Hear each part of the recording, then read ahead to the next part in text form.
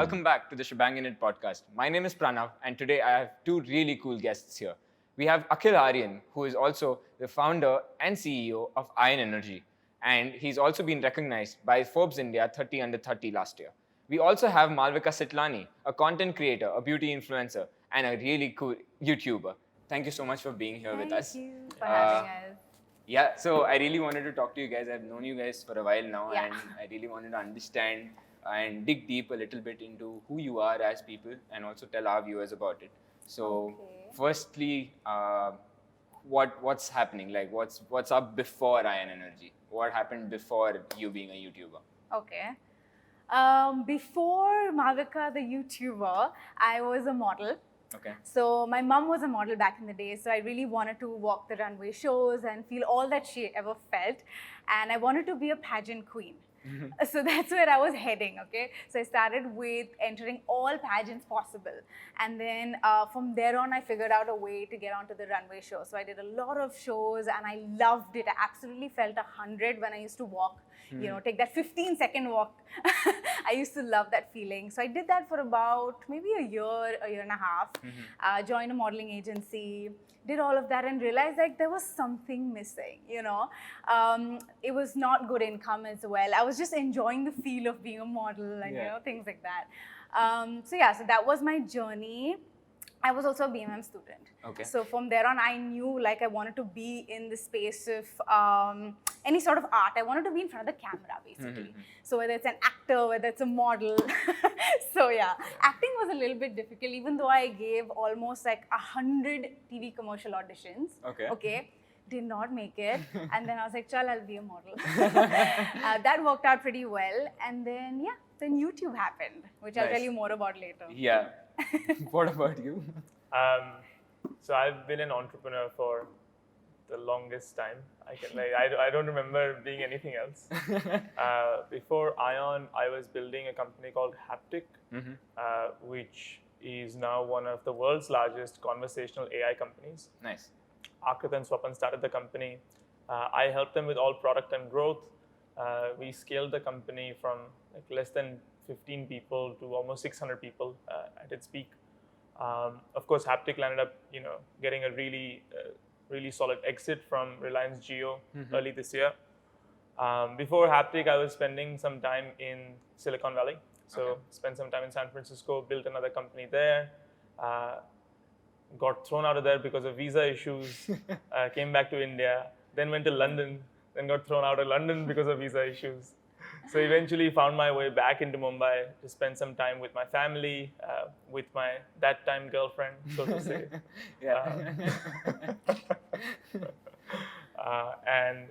And then sort of, life took me to Haptic and eventually to Ion. So Ion is, I'm going to tell you more about Ion in the conversation, but in its essence, it's helping the world accelerate its transition to an all-electric future. Nice. Okay. And so Ion is building products that enable the new energy transition, and we'll talk more about that. Nice. That's great. So we have entrepreneurship on one end and we have content creation on the other end. So I believe from my understanding and my research, Aryan Energy and the YouTube sector, they both started simultaneously? About 4 years back? Did we? Yeah, 4 years back. I started in 2016. Yeah. And yeah, it's right. Yeah. And in many ways, like it's, you think of it as entrepreneurship and content creation, but I don't think of Malvika as anything less than an entrepreneur. Yeah. I think that she sort of created a category for herself and sort of, really built. When we think about building products, she thinks about building content. When we think about marketing, she thinks about her audience, and sort of it's really the same thing. It's just a different type of business. Yeah. That's actually very well said. I just want to understand, just dig a little deeper in that. How does your leadership style or your way of working come and play a bigger role here, and how does your content or rather creative style play a bigger role there? I think I help him with little things like, I don't know, how to place the camera here and there when he needs to take, a few shots for his work. But I don't do too much for him in terms of work because I don't think, I don't know. So Malvika is the kind of girl who sort of inspires from the background. She's not sort of the motivational, inspirational leader from the forefront unless you ask for advice. If you don't ask for advice, she'll do her own thing, and you see her and you can take inspiration from just looking at what she's doing. Meaning that if you look at her work, if you look at her as a person, the one thing you can learn, which eventually you'll end up seeing value in across the board in your life, is authenticity. Like being comfortable in your own skin.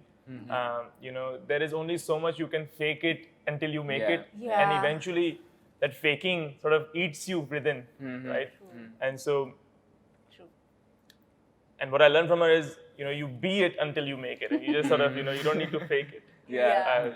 So that is something that I think I'll end up taking a lot from Mal's. What she gets from the work I do, maybe she can tell you. I think he plays a role. I mean, he helps me in every which way he can. He sort of subtly sees my work and he's like, maybe you could do this. He feels like I could do so much more, which also pushes me to think, more and beyond.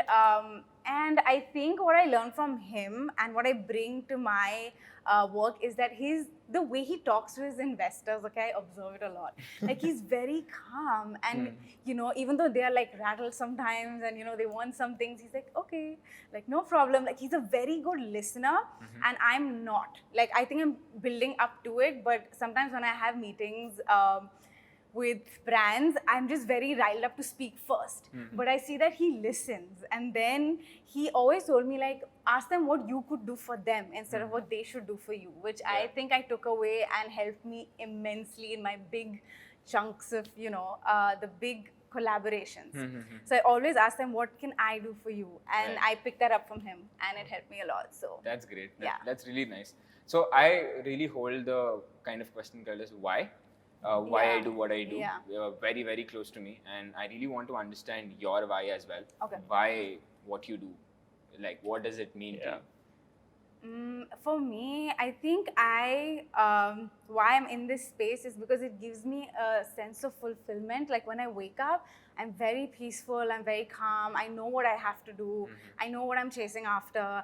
And I love what I do, man. Like, every day I get to wake up and play with makeup and create content around makeup, something that I love so passionately, and just like share my knowledge with the people who are so thirsty and like hungry for like knowledge about makeup, or whether it's hygiene tips, hacks.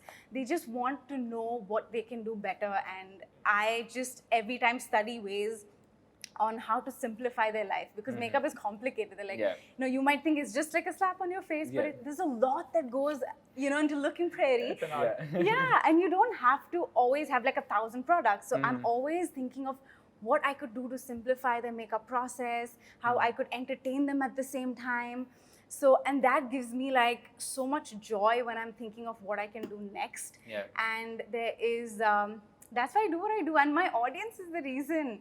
They validate me, they give me ideas on what I could do, they encourage me to do different content. Like lately, they've been encouraging me to do a lot of Indian looks, in which I'm not comfortable with usually. I'm like, I don't know if I can pull this off. But they're like, Maz, you can do this, like, So I think my audience is a huge chunk of why I wake up again every day, because they tell me that, they motivate me, they encourage me, and for me, that is really important when I wake up. And I'm really, really happy, man. Like, I don't think I could have done anything else. I want to continue in this field, and I want to just expand this into something bigger, I love the way I motivate people. I try my best to be in that space, and then let that out to my audience as well. And the response I get, Pranav, is amazing. Each emails my team and I go through, and we try and come up with solutions on what we can tell that one person who emailed us out of 1,000 people. I want to do a video for that one girl, and that's what keeps me going, because they get validated and they're like, thank you, Maz, you helped me today.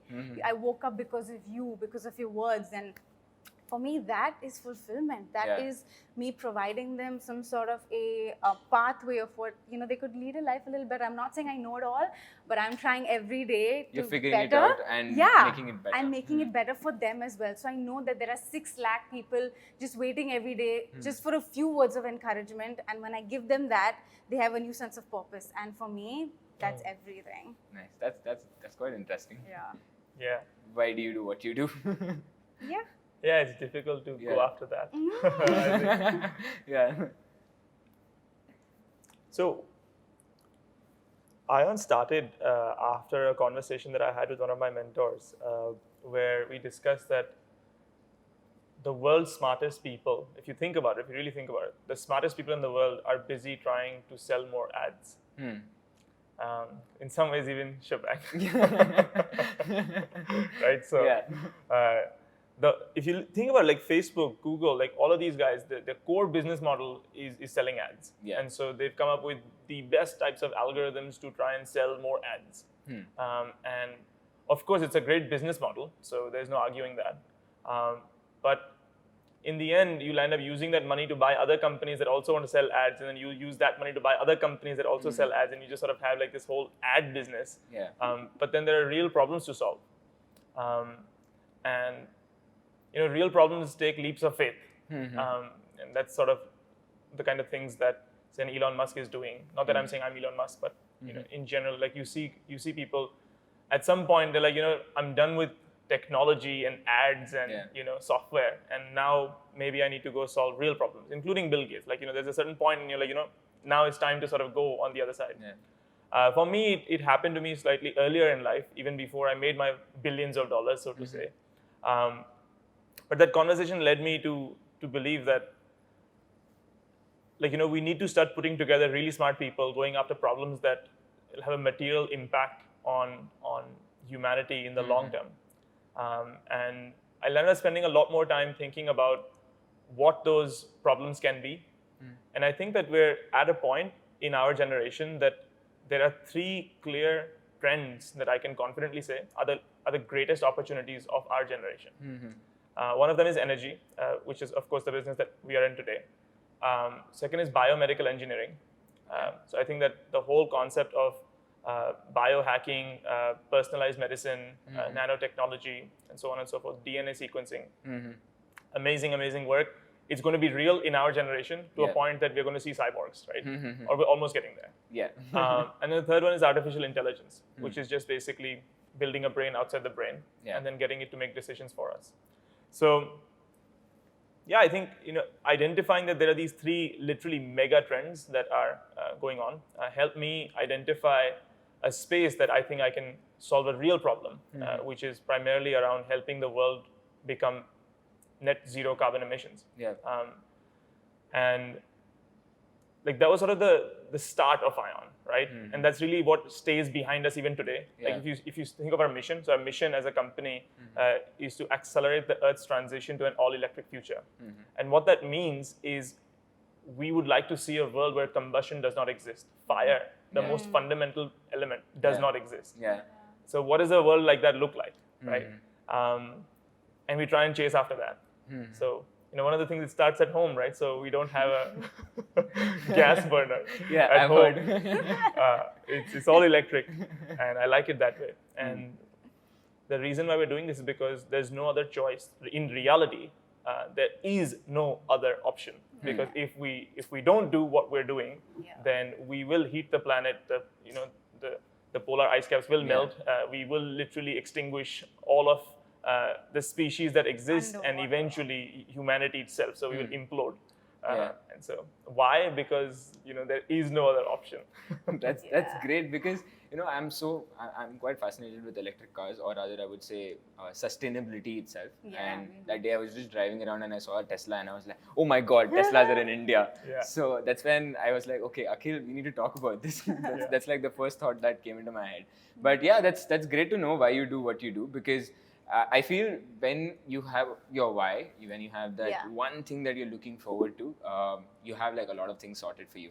And I also believe that when you have that why, you also need like this group of people, or rather mentors, so to say, or thought leaders, so to say, that really help you get that why, So I just want to understand, who are your thought leaders and where do you get them from?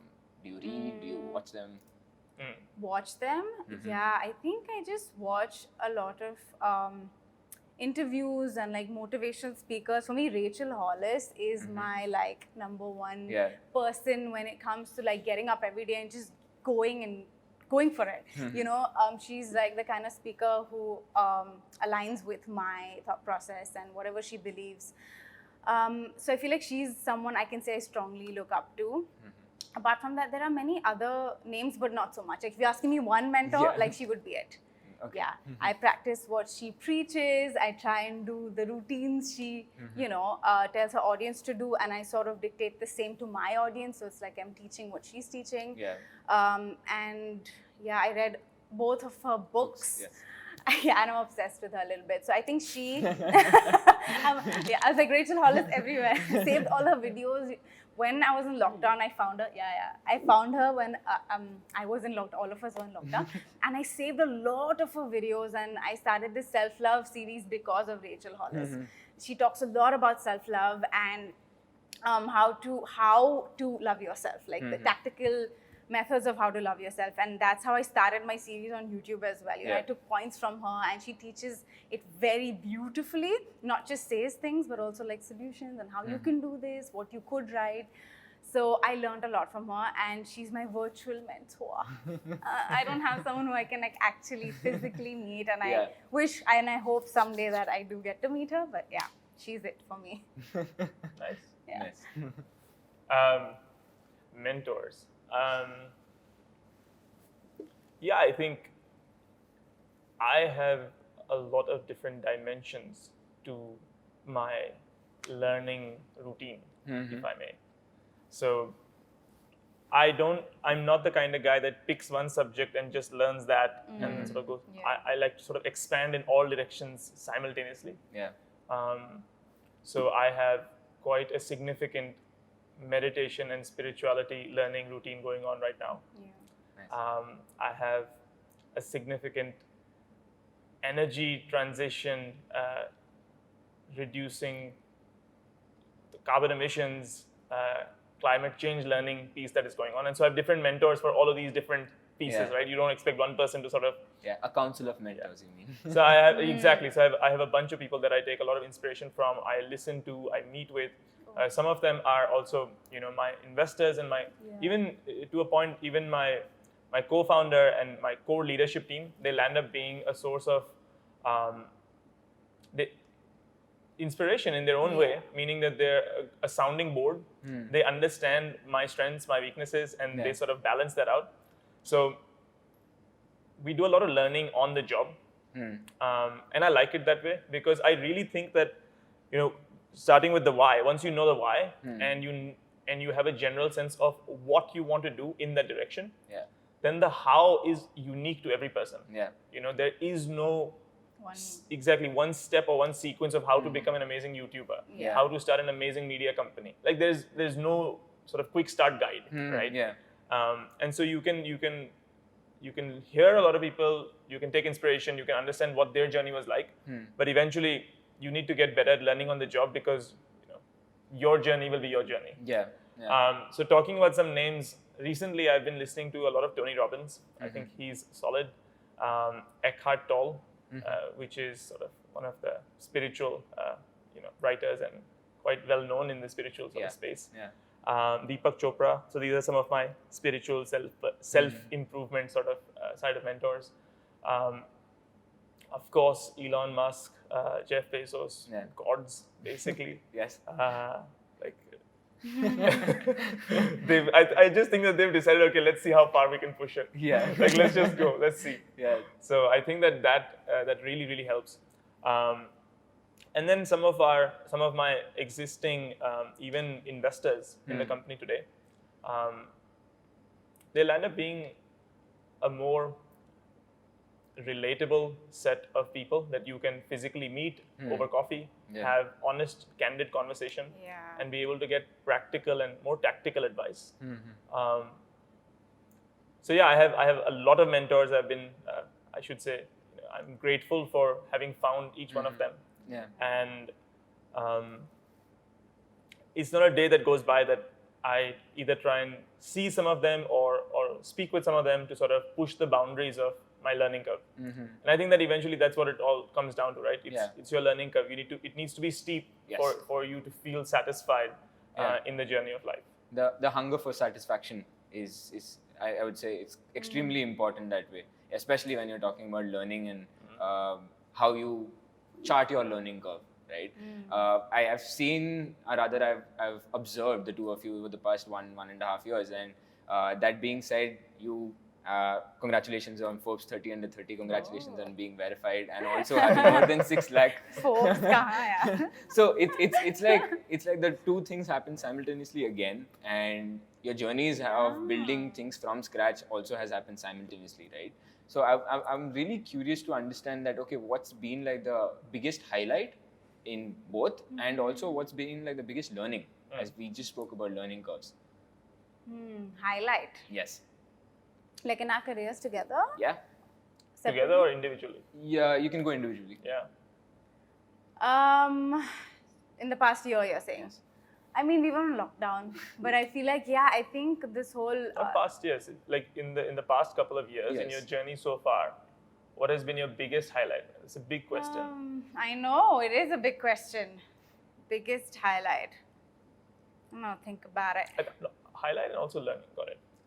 Even I'm thinking about it, because there's like so many things that did happen over the Yeah. past couple of years. Like, of course, the awards and stuff is all, on the other side, like, Said and done, but because I never, again, for me, it is an achievement, even though people say like, it's just an award. For me to be like best beauty blogger in India is like, I never thought, like, because I got into this being like, I love makeup, let's just do it. And then when they acknowledge you for being the best beauty blogger of the year, I'm just like, man, I put in that much work in the year. I'm so excited that they noticed it. And then I won 2 back to back. So I'm like, it was giving me a sense of, okay, maybe I'm doing something different. And honestly, building that connection again with my audience is always a highlight for me. But learning, again, like I said, when I watch these videos, and I also still till today watch a shit ton of makeup tutorials. Like, you may think like she's doing tutorials, does she need to watch tutorials? But I am obsessed with learning techniques of different makeup artists, and when I learn that, I feel like no one else is doing that right now, because I don't think anyone's like watching. And I watch everyone from around the world. How does England do it? How does this one do it from the so all over the world, and I teach that. And for me, that is sort of like a big like motivator, you can say, or like something that keeps pushing me, because I bring out something new and people don't know that exists, and then it spreads all over. So I feel like that gives me like a good push, and I'm learning every day about makeup till today. It's never ending. You may think like, okay, I didn't know this, but when I read like the silliest things, I'm like, oh, I didn't know that actually, the undertone of each foundation, I'm still studying that. I'm like, how can you differentiate between olive undertone and pink undertone? It's a lot, and I don't think people pay attention to that, because they're like, you just slap on makeup, but you need to tell them why you're putting that pink undertone. So the study of all of that, I think I do it too much, but I like it. And that keeps me going. Yeah. great. I'm still thinking about my biggest highlight. I'll come back to you. Let me think a little more. Cool. So, biggest highlight. I think my biggest highlight, there are 2 actually. One of them was when we got our first big customer, right? You don't forget those easily. Yeah. Because just like Malvika said, in her world, her validation comes from hundreds of thousands of people, right? In business, especially B2B enterprise business, you sort of win one big customer and then you chase after the next one. Most likely comes next year. Yeah. Right? So you sort of have long gaps between, where you're sort of running after, making sure all the ducks come in a row, and sort of there's a big event in the end. So the first time it happens, it really gives you the confidence and validation that, okay, not only are we building something good, but we have the ability to, put it out there. Yeah. Right. So, that was really, really awesome. I think it happened about 3 years ago. 2017-ish. That was amazing. I remember you're a small team, and when we sort of got our first check, we sort of did a round of. Oh, I thought you rang the bell. That always No, we comes also to have. So we have a big bell in the office. Okay. And so every time we win a big deal, we sort of go and ring the bell, and everyone finds out in the office what happened. Nice. But apart from that, I remember having like a round of gifts for everyone inside the company. So we just sort of allocated a budget, and we said you can buy anything you want. Yeah. That's your budget. It's just we're celebrating this big customer, and yeah, I think it went off really, really well. So that was one big highlight. The second one is when we realized, again, same in I'm talking in the context of professional life because that's sort of where the question is from. Yes. Yeah, the second one was when we realized that we can act, like, there is this point where you are running for survival, and then there's a point where you say, I think I'm okay. Yeah. Like, I might not be dying. Yeah. And I think that for any startup entrepreneur, there's like a very significant event. Yeah. Because people ask me, how do you know if an entrepreneur is good? I'm like, if he's surviving, if his company is alive, he's good. Like, and if it's not alive, then it doesn't mean the entrepreneur is bad. But it still means that what I'm trying to say is that survival is the best unit to measure success in the early stages of a startup. Yeah. And Very the well day you can overcome that unit and you say, okay, I have more units of survival than units of death, that's significant. I don't think that we are there yet, meaning that, no one's really there, because I really think that companies are destined to die. Like, that's sort of the journey of everything. It's just a question of when. So you have a 100-year-old company that will eventually sort of perish. You'll have, so there's always a cycle, right? So I don't necessarily think that there's a company that will last literally forever, because we don't even know what forever is. But for Ion, we started getting that momentum where we were able to acquire customers and deliver to those customers, and then be able to bring them back as customers. So that routine made us feel much stronger, much stronger, that we are not in a business where you have to burn a lot of cash to sustain the business, which is what most startups are in. Right? We're in a business that not only are we building something significant, but we can actually have positive unit economics. So those two are big highlights. Quickly talking about the big learning. I think the big learning is just grit and tenacity. Like, there's this saying that you should only become an entrepreneur if you can't be anything else. Like, you physically cannot accept being anything else. So there's no other option, and so you say, okay, I have to become an entrepreneur. But once you get in, it's tough, right? And there are so many things to do, and you want to try and accelerate your journey as fast as possible. So gone are the days where you sort of build a company over your lifetime, right? Like, my grandfather would have built a company over his lifetime. Yes. Right. But now you have venture capital, you have 100%, 200% growth. You expect sort of this neck-breaking growth. So you really want to be in that category. And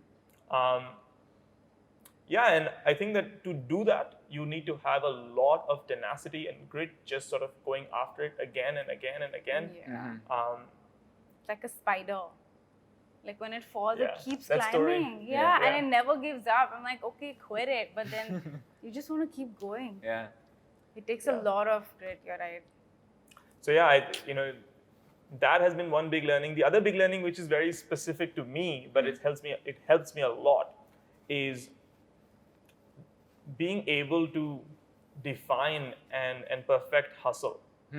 So hustle is a word that sort of gets thrown around, like, you have hustle, right? I'm hustling. But for me, it's become more than that, meaning becoming a lot more comfortable with chaos, being able to thrive in chaos, being able to see fear and lean into it instead of run away or freeze. Like, being able to really sort of hack myself to respond positively and release dopamine instead of cortisol when I'm faced with fear. Like, that really is an amazing learning, and I think that you can do it. Like, you can get to a point where you see a challenge and you're like, okay, let's do this, instead of like really feeling scared.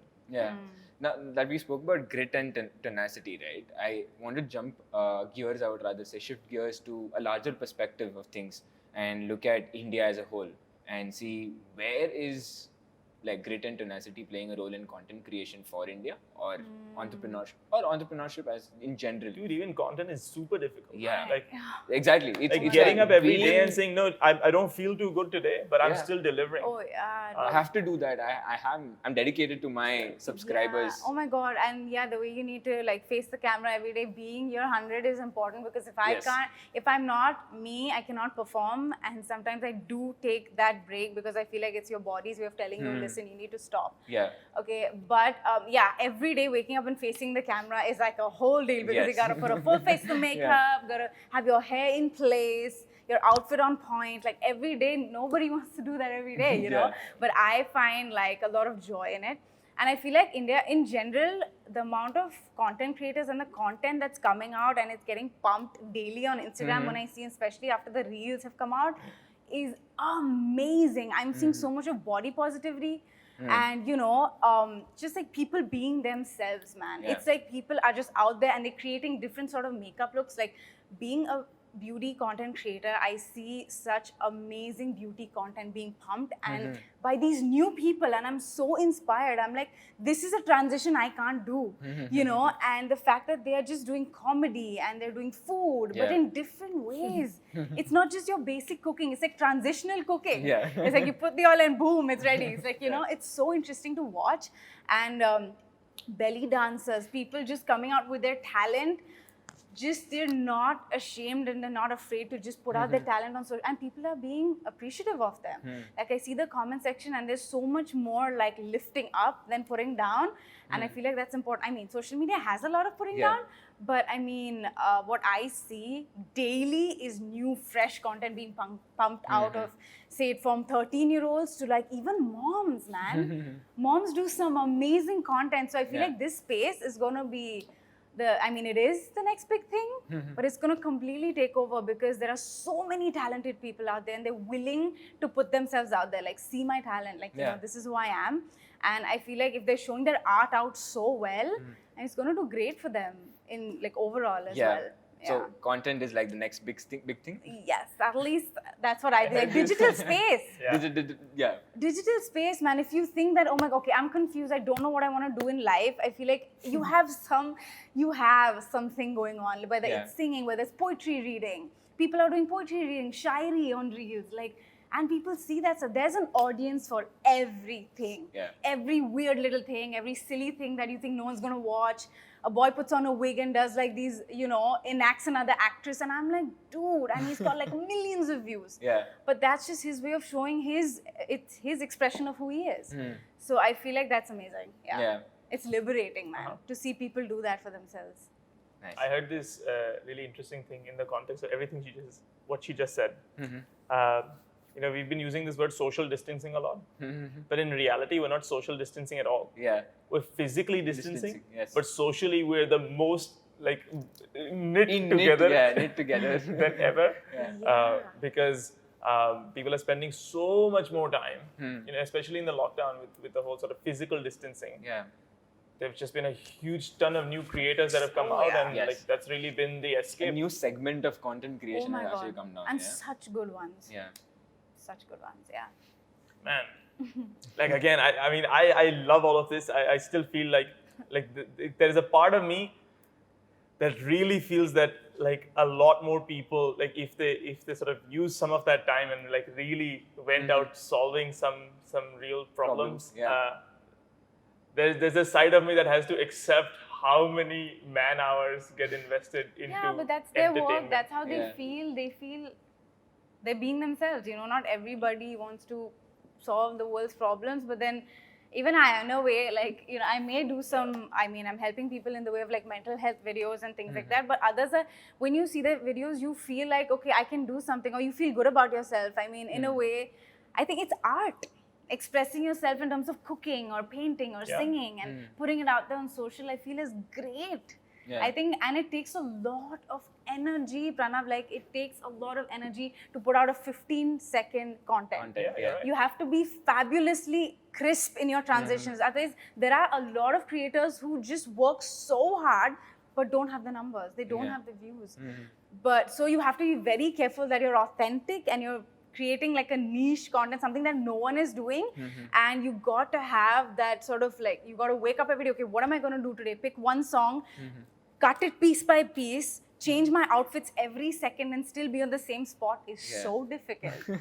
But that's how they find their, their expression of art. Yeah. They think that they're doing amazing Art work. has evolved into so many other things. Yeah. now. So many things. And I feel like, it's awesome. They feel like that's their job and they feel happiest doing that. I absolutely love and encourage that people find a way to express themselves. And I think that the reach that you have with social media lands up having an exponential effect on the number of people that get to experience that. Yeah. So it can be quite motivating for the people who are creating it, and also actually become a life or a job. Yes. Sorry, what was the question again? I basically want to understand your take or view of how entrepreneurship, or rather I would say, India. has become a fad per se. Now, a lot of people want to become a startup owner or an entrepreneur, but a lot of them do not have their why figured out or their passion to profession figured out, right? And for someone, or for the both of you who have aligned your passions and professions together, or in, I would say, in concentric circles where they go hand in hand, where do you think India's youth is rather taking on in terms of entrepreneurship?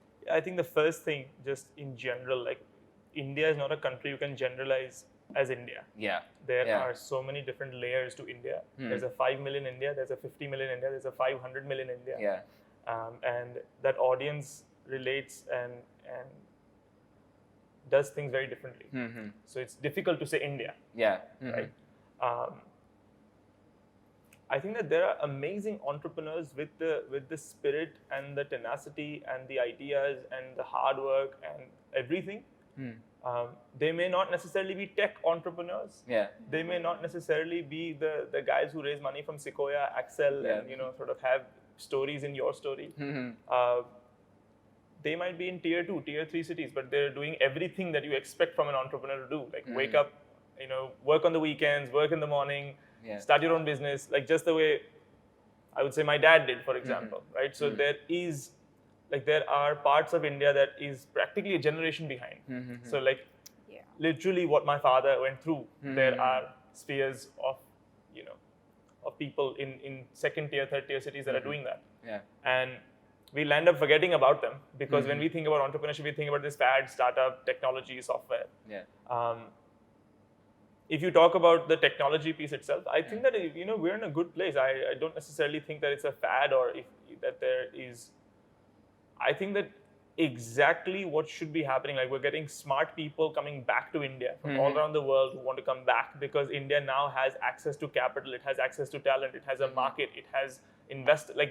You are building the ecosystem where we were exporting talent in the past and now we're importing it. Yeah. Okay. There are investors who are trying to set up office in India so that they can have exposure to the Indian market. There are quite a few meaningful stories of startups in India. Yeah. I always think, okay, maybe shifting gears a little bit, I think about entrepreneurship like a drop in the ocean. Okay.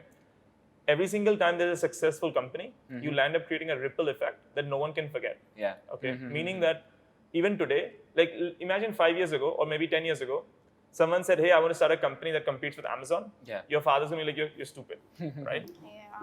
Flipkart did it, Yes. right? Yes. And so Snapdeal did it, like, Myntra did it. Yeah. And so you are basically now in a position where you said, hey, I'm doing an e-commerce company. Your father's friend's uncle will get it. Yeah. Like, he knows what e-commerce is. Yeah, and he might even offer to invest in your company. Yeah. Right? It's come to a point where it's in fact not a fad. Yes. Right? Okay. It will be a fad if there are entrepreneurs that are like, if the entire community as a whole, the number of successes and the number of failures are not proportionate. Yes. The way that the startup ecosystem functions is that there are few companies that hit out of the park. A lot of them that get mediocre exits. And then a lot of them that just perish. Yes. Okay. But as long as those proportions make sense, the ecosystem is thriving. Yes. Because unless you invest in all of the companies that failed, because at that point, I don't know if the investor should be gauged or the company. Yes. Yeah, I think it's a great place to be for entrepreneurship, especially with this government, in my opinion, that is sort of promoting entrepreneurship a lot. Yeah. The whole Startup India movement, the yes. whole Atmanirbhar. In my experience, I'm seeing a lot of international investors being willing to invest in India because the framework, the ecosystem is triggered towards helping the startups. So, in my opinion, it's a beautiful place to be. If there's anything, I would say that in India, it's a very consumer-focused startup ecosystem. If you see any of the big companies, they're mostly B2C. Yeah. Okay. So one of the things about the US or Silicon Valley, the reason why it's well known is because they have a lot of tech, like hardcore technology, like biomedical engineering, space tech, which does not have a direct B2C angle. In India, because you have a billion people living here, you can build a consumer-focused company easily. So you can build a free charge, a Paytm, a Flipkart, an Ola, all of these companies that are the big startups, they are consumer focused. Yes. They are not technology focused. They're tech enabled, but not technology focused. And I think that people become your money at that point. Yeah. And so I think that if there is anything, there needs to be a wave of technology, like deep tech focused companies that I think that need to come to India or need to be built in India. And I think that would really sort of propel us towards having a good balance of B2C and deep tech. Yeah, that's a great thought. Cool. So this has been an amazing conversation. I just have probably not two questions rather. One thing that you both are grateful for as of today. Oh my God. I am grateful for, again. I have a good answer. I am usually a very happy person. Yes. And I'm very what do I say? I am. Every day I wake up and I'm grateful for the clothes on my back, my house, the shelter that I have. Like every day I say a prayer, right? And I'm very grateful and I say thank you for your grace. And I'm grateful for the shelter, my family, my brothers, my husband, like all of this that I have is so precious, and I'm so grateful for my job. It's very difficult to be happy in what you do, and like earning out of it is so difficult because there are so many people are not there yet. So yeah, I'm very happy in this phase of my life right now. I'm happily married, I have a great job, I have an amazing family, and so yeah, I'm grateful for it all, darling. All of it. Yes, that sums up everything. Yeah, my health, our health. It's so important. These small little things. You get a little bit of a cough and cold and you're down, man. You're like gone. So I'm grateful for that, to be able to wake up every day and do what I do and be with the people that I love so much. Yeah. That's great. Yeah. I have a what should I say? A better way of saying the same thing. Yeah. I'm grateful for this moment. Yeah. Okay. Right? For the now. Basically, what exists in this moment is to be grateful for. And this is coming from a place of really going fairly deep into understanding what spirituality is all about. And in essence, what it says is life is you sitting on the window seat of a train and watching the scenery outside. And sometimes there are amazing green patches with beautiful trees, and sometimes you pass through a tunnel. Okay, but you're just watching. Yes. You're not even driving the train. The train goes. Yes. And so if there's anything that you can be happy about, or basically anything that does exist, anything that is in the past or in the future literally does not exist. Okay. And so if there is anything that you can be grateful for, it's only this moment. Nice. That's interesting. And so that's what I'll say. Yeah, it's there as it said in Kung Fu Panda, I believe. The turtle says that the present is a gift, right? Yeah. You enjoy each and every moment of it, and probably gift it to someone else as well. Yeah, that's more or less it. Thank you so much for being here. Thank you. It was great talking to you. I mean, Likewise. I've learned a lot, and I'm looking forward to learning more with the two of you. Thank you. But thank you so much again. Thank you. Hey, thanks for having us.